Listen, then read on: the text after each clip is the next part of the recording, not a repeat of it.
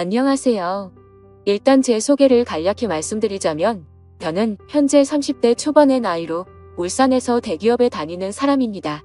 그렇기에 어린 나이에도 다른 또래 친구들에 비하면 크게 부족함 없이 평화로운 가정을 꾸려나가고 있었던 거죠.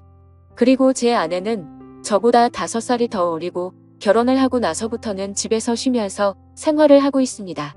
갑자기 그런 말이 생각나는 것 같네요. 몸이 편하면 헛짓거리를 하고 다닌다더니 그 말이 이렇게 신빙성이 있는 말이었다니 처음으로 그 사실을 깨달았네요. 아내를 처음 만난 건 술집에서 헌팅을 해서 만나게 되었습니다.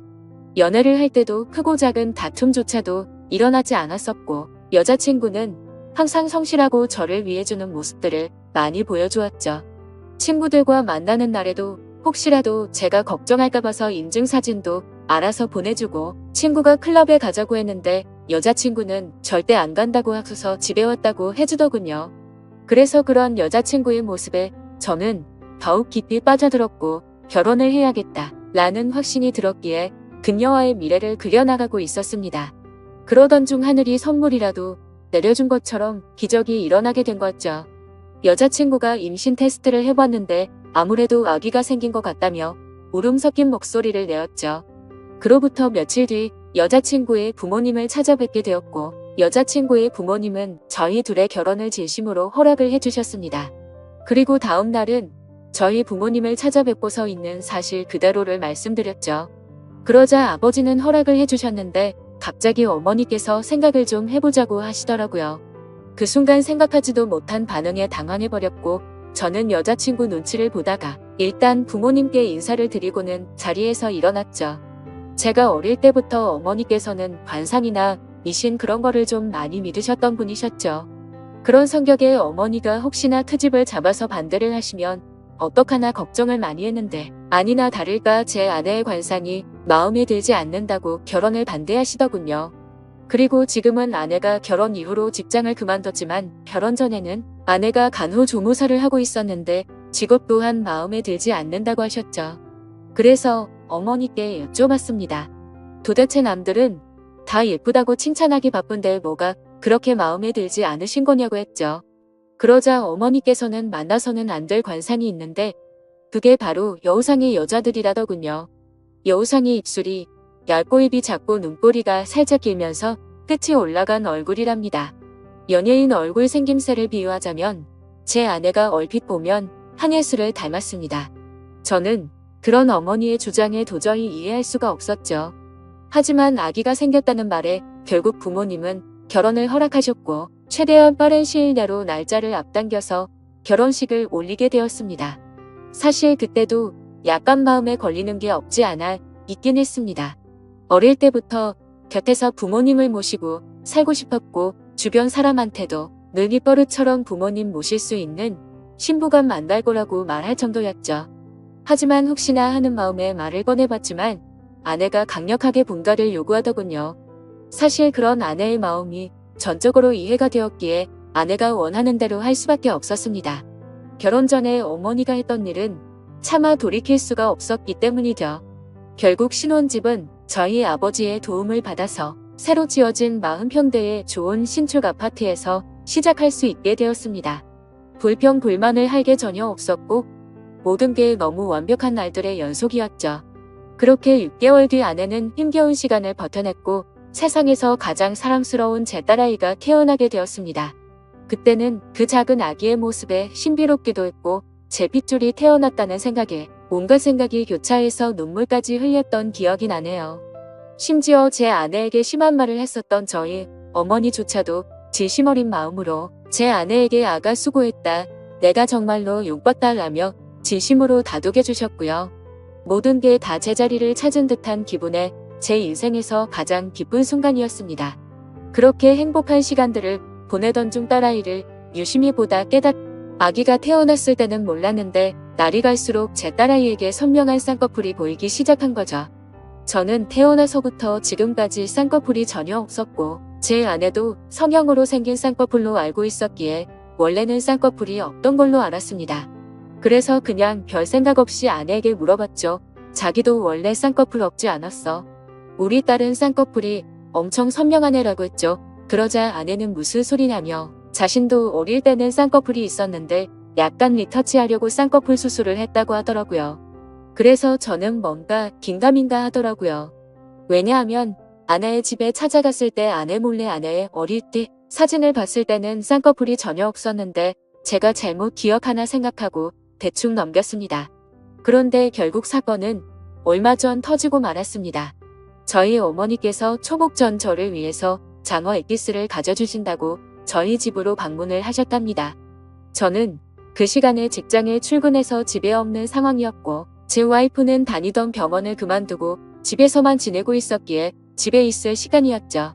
그래서 가정주부가 집에 있겠거니 해서 어머니께서는 따로 연락은 하지 않으셨고 오후 1시쯤 저희 집에 방문하셔서 초인종을 눌렀는데 아무런 대답이 없었다고 합니다. 그래서 혹시 못 들었나 싶어서 다시 초인종을 눌러도 대답이 없어서 제 아내가 잠깐 장보러 밖에 외출을 한 건가 싶으셨다네요.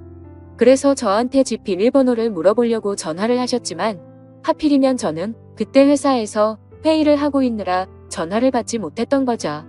일단 어쩔 수 없이 어머니께서는 경비실에 가서 엑기스를 맡기고 가려고 내려갔다고 합니다. 그런데 마침 경비실 아저씨가 1층에서 공사 작업을 하느라 저희 아파트 바로 앞에 나와 있었는데 아침부터 작업을 하고 있었는데 새댁이 나가는 걸 본 적이 없다며 다시 한번 연락해보라고 했다네요. 그래서 어머니께서는 긴가민가 하면서 다시 저희 집으로 올라오려고 엘리베이터를 기다리는데 엘리베이터가 저희 집 층에서 멈추더니 다시 1층으로 내려왔다고 하시더라고요. 그런데 1층에 도착한 엘리베이터에서 훤칠하고 젊은 남자가 내리더랍니다. 그래서 어머니께서 뭔가 찜찜한 마음으로 다시 저희 집으로 찾아갔고 초인종을 눌러보니 그제서야 제 아내가 문을 열어줬다고 합니다. 그래서 아까부터 초인종 몇 번을 눌렀는데 왜 이제서야 문을 열어주냐고 화를 내자 아내는 세탁기를 돌리고 있느라 베란다에서 시끄러워서 못 들었다며 죄송하다고 사과를 했답니다. 그래서 그때는 그럴 수도 있겠구나 싶어서 그냥 넘어갔다고 합니다. 하지만 집 안으로 들어와서 뭔가 의심이 생기기 시작했다고 하시더라고요. 뭔가 은연중에 남자한테서 나는 향수 같은 냄새가 느껴졌고 싱크대를 보니까 아직 설거지를 하지 않은 커피잔이 2잔이 있었다고 합니다. 그때부터 어머니께서는 여자의 직감으로 뭔가 숨기는 게 있구나 싶으셨답니다. 그래서 다음날 어머니께서는 저에게 전화를 하셔서 잠깐 이야기를 하자고 하시더군요. 저는 무슨 일인지 여쭤봤고 전화로 말할 이야기는 아닌 것 같다고 하셨죠. 그래서 급한 일 아닌 거면 주말에 찾아뵙는다고 말씀을 드렸더니 어머니께서 직접 회사 근처로 찾아오신다고 하더라고요. 평생을 제 회사로 찾아온 적이 없으셨는데 무슨 큰일이 일어난 건가 싶어서 알 수 없는 두려움이 생겨났죠. 그렇게 1시간 정도 뒤에 어머니께서 오셨다고 연락이 와서 근처 카페로 내려갔고 어머니가 해주시는 이야기를 듣게 되었습니다. 그런데 그때 당시의 심정은 결혼 전에 어머니의 행동이 겹쳐 보이면서 짜증이 나기 시작하더라고요. 그리고 제 아내에 대한 믿음도 너무 굳건했고 서로 간의 신뢰가 두터웠기 때문에 귀에 들어오지도 않았죠. 저는 어머니에게 별것도 아닌 걸로 왜 또 그러시냐고 짜증을 부렸고 괜히 살림 잘하고 있는 며느리를 왜 또 건드리시냐고 그러지 말라고 했습니다. 그러자 어머니는 화를 내시면서 별일이 아닌 게 아니라고 하시면서 역정을 내시더군요. 평상시 봐오던 어머니의 모습에 도저히 대화로 통하지 않을 걸 잘 알게 말했습니다. 그래서 어떻게 하시길 원하냐고 물었더니 친자 확인 검사를 해보자고 말씀하시더라고요. 저는 순간 짜증이 폭발해서 정색을 하면서 말했죠. 제발 나한테 왜 이러냐고. 결혼 전에 나와 아내한테 그렇게 못되게 굴고 상처를 줘놓고 또다시 시작이냐고 했습니다. 앞으로는 저희 축복만을 빌어준다고 하시더니 그 말은 다 거짓말로 한 거냐고 화를 냈습니다. 그랬더니 어머니께서 더 답답해하시면서 진짜 마지막으로 엄마 말 좀 믿고 들어보라고 하시면서 화를 내시더군요. 그래서 일단 그 자리를 피하고 싶은 마음에 알았으니 생각해본다고 말씀을 드렸고 지금 일하다가 잠깐 내려온 거라서 다시 올라가 봐야 한다고 말하고는 대응도 하지 않고 도망치듯 회사로 들어와 버렸죠.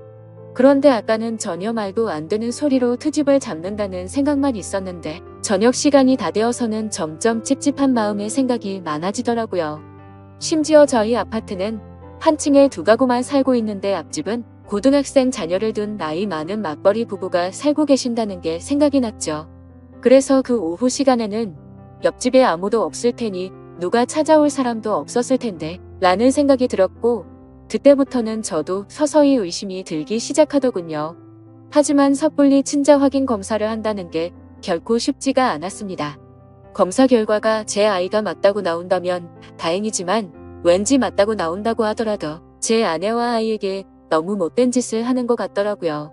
그래서 그런 마음에 정말 오랜 시간 동안 수도 없이 고민을 하게 됐고, 검사를 하기까지 많이 망설여졌습니다. 그렇게 며칠 동안 쉽게 결정을 못하던 중 갑자기 예전에 있었던 일이 번쩍 생각났습니다. 몇 주 전에 직장 동료에게 뭔가 석연치 않은 얘기를 들은 적이 있었는데, 그게 갑자기 생각이 났던 거죠. 그 당시에 저는 서울로 3박 4일 동안 출장을 다녀왔었습니다. 출장을 다녀온 후에 직장 동료가 할 말이 있다고 하더라고요. 그저께 퇴근 후에 아내랑 영화를 보려고 영화관에 갔었답니다.